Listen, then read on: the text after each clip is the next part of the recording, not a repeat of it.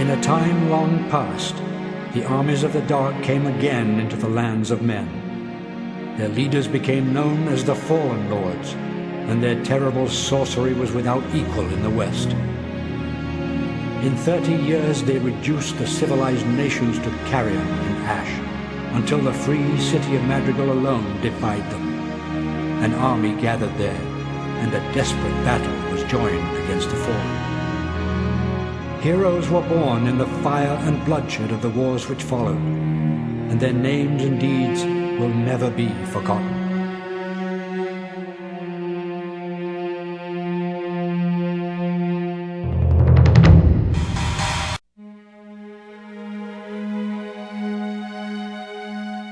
Wednesday, August 3rd, Crow's Bridge. Yesterday our legion entered the village of Crow's Bridge and halted there for the night. We are just 4 days' march from the besieged city of Madrigal now, and with a little luck should arrive there in time to prevent its capture by the enemy. Shiva, one of the Fallen Lords, has been attacking the city for 2 days, but so far has been held back by its defenders. We all know the battle for Madrigal will decide the fate of all the northern lands, and that if it falls we will soon have nowhere to retreat but the ocean. Fearing for their safety, the villagers here pleaded with us to remain when we broke camp this morning. None of them understand yet what is happening, but they have all seen the refugees from the south, and they are frightened.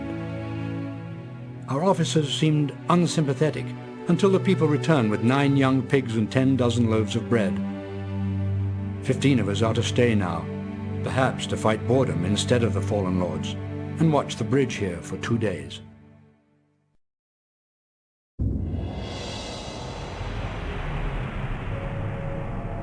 Tuesday, August 5th, King's Highway. Having turned back the attack on Crow's Bridge, we headed south to rejoin the Legion in another small town called Otter Ferry. On our way we met a force of our own men hurrying in the opposite direction, who gave us ill news. The vanguard of our army, 20,000 men, has been camped near Otter Ferry for 2 days now. The mayor of that village must have guessed our plan to cross the Scamander River behind the main enemy force, and to attack them by surprise. Perhaps in the cowardly hope that he would be spared when the Dark sacked Madrigal, the mayor intends to betray us to the enemy. A quick death will be too good for him, but we will have time for nothing else. One of the locals knows of the clearing where the mayor arranged his meeting with the Dark, and will lead us there.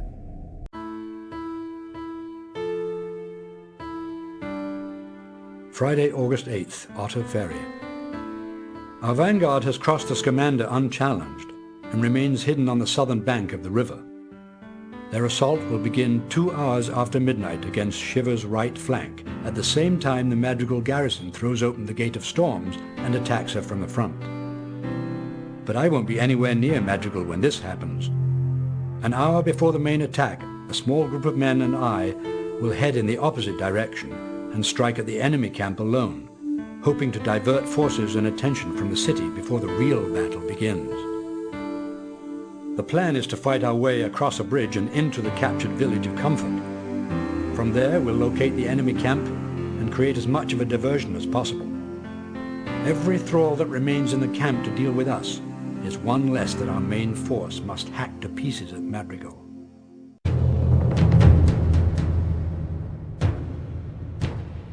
Monday, September 15th, outskirts of Tyr. The battle for Madrigal lasted 4 days without pause. Shiva fell on the first night in a spectacular dream duel with Rabican, one of the 9. No one expected this.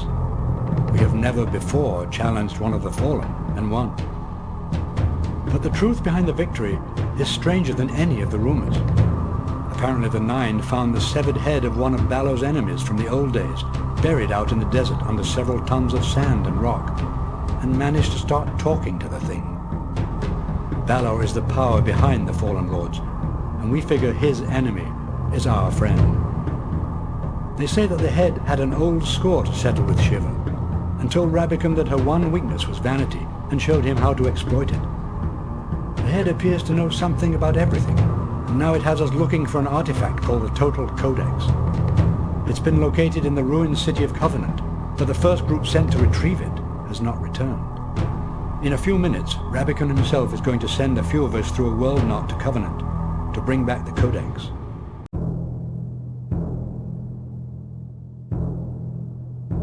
Monday, September 15th, Shepherd's Gate, Covenant. The Watcher has entered Covenant from the north, and his tireless undead are raping the old city a second time, tearing down what few structures stand in their way, and choking the sky with dust and smoke. That he wants the book which now rests at the bottom of my pack is clear. Against my better judgment, I opened the Codex last night to a random page and read about the life of a man not yet born, who would resurrect the Macridia and visit horrors on the world without equal in history or myth. I believed every word. I have resolved to destroy the thing before allowing it to become an instrument of the dark. Moriak is on his feet now, talking to the men. We met him and a few other survivors of the first expedition hiding in a collapsed cellar a few hundred feet away from the outer wall, and joined them for a brief rest until dawn. Moriak was Prince Regent here during King Ulrich's adolescence, and knows of an underground tunnel just outside the city which leads to Shoal, a village 4 miles away down the coast. The king's family used it to escape Covenant when Soul Blighter leveled the city 12 years ago. And today we hope it will help us elude the Watcher.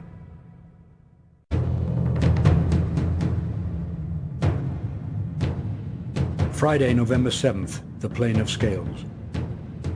We were 2 days in that tunnel out of Covenant, the Watcher crossing above us every few hours, shaking the ground in his fury, and twice nearly burying us alive. Sometime on the second day, the tremors grew less distinct, and we were relieved to find nothing but rats and mosquitoes waiting for us when we reached Shoal. Not wishing to return west, we headed down the coast toward the old city of Scales, where we met Maeldon's southern garrison and turned over the Codex. We learned there that by coincidence the combined armies of the north are only 4 days behind us, heading for the mountains to stop the Deceiver, another of the Fallen Lords, from crossing the cloud spine before winter. But we can't wait for them. There is a world knot west of the cloud spine, and the head insists that the enemy has learned to travel through the knots. If we don't destroy this portal, we might hold the mountains only to be outflanked by forces emerging from the knot behind us. 8 Dwarven irregulars and every man in Scales from the Legion have volunteered for the mission.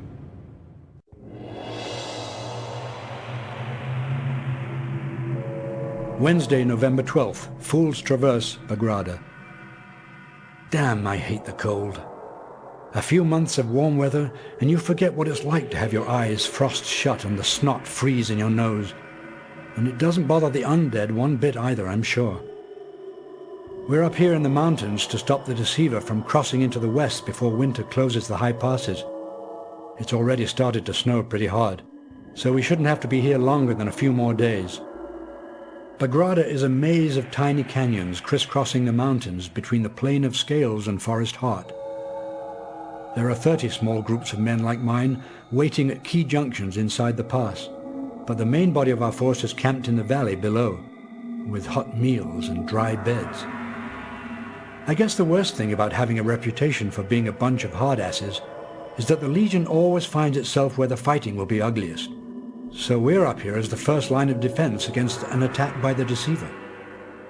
Tyrfing just came running into camp, bellowing that our scout's signal fire has gone out. That means trouble.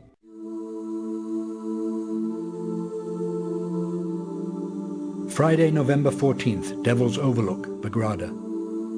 The snow hasn't stopped in 2 days, and in some places the drifts are already twice the height of a man.